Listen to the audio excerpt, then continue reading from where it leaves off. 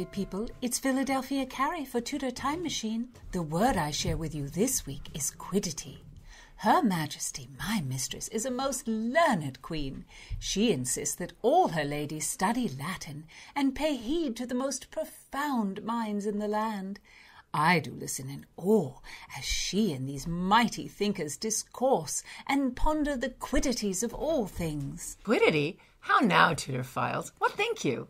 If you're new here, I'm Gage. I'm Jessica. And we're here with Philadelphia Carey for Tudor Word of the Week. Don't miss a word. Subscribe on YouTube and give me a like. Quiddity has a few different meanings. It can be used in the sense of a question. We might say a quibble. But the origin of the word has a much more philosophical meaning. Quiddity has its root in the Latin term quidditas, which in turn is a medieval translation of Aristotle's Greek to tian ai, which is what it is to be a given thing. So I read a definition of the word as the properties that a particular substance, such as a person, shares with others of its kind. So it's sort of the whatness of something. In the 16th century, the term was also used in law to mean a quibble or an academic point.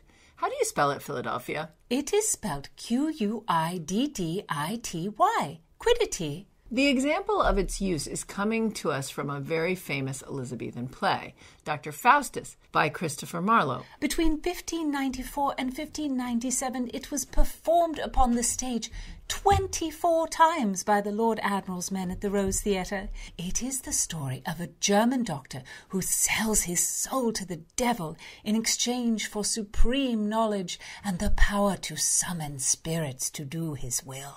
It sounds terrific. Philadelphia, did you go to the Rose Theatre to see it? I thought noble ladies did not attend the public theatre. Oh, my sweet friend, I do not attend the theatre as Lady Philadelphia Carey. My maid and I dissemble, attiring ourselves as women of the common station. It is so diverting. But I confess there has been occasion when I have had to flee the theatre. The groundlings can grow quite hot when they dislike a play, and one's person can be swept up in a tumult of rotten food flying about, and one's ears can suffer much from the din of insults. It sounds very chaotic. Kind of like the life of Christopher Marlowe himself. He died from a stab wound at an inn in Deptford at the age of 29, so super young. He was an undeniably great poet. In fact, he's credited with being the first playwright to achieve fame for using blank verse. But his death led to a lot of speculation that he might have been a spy. People don't really know much about his early life beyond that he was born to a Canterbury shoemaker. He was one of 9 children, and he was a contemporary of Shakespeare's, and he probably attended Cambridge. His inspiration for the play Dr. Faustus came from the German historian von die Johann Faustin, which was published in 1587 and translated into English in 1592. Philadelphia, can you give us Faustus' lines? Towards the end of the play, Dr. Faustus is speaking with his students who have come far and wide to study with him. They know not that his astonishing knowledge has come at the price of his soul. When he knows he will soon die and his soul will ascend to hell, the doctor says to his students, "Then come and dine with me, and after meat we'll canvass every quiddity thereof. For ere I sleep, I'll try what I can do. This night I'll conjure, though I die therefore." Faustus is obsessed with knowledge. He will canvass every quiddity, restlessly question, and look for the answers to all of life's secrets.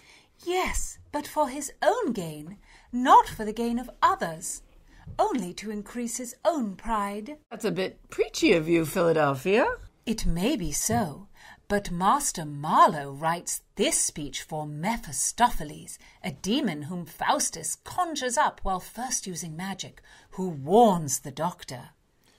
Thinkest thou that I, who saw the face of God and tasted the eternal joy of heaven, am not tormented with 10,000 hells in being deprived of everlasting bliss?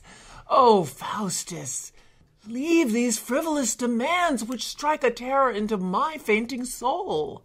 That is pretty strong stuff.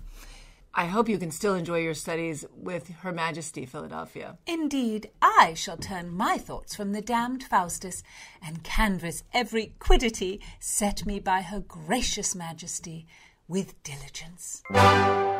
Give heed, Tudorphiles. Bring some 16th century sauce to your vocabulary with quiddity. Listen in next time. Don't miss a word. Subscribe on YouTube and give me a like.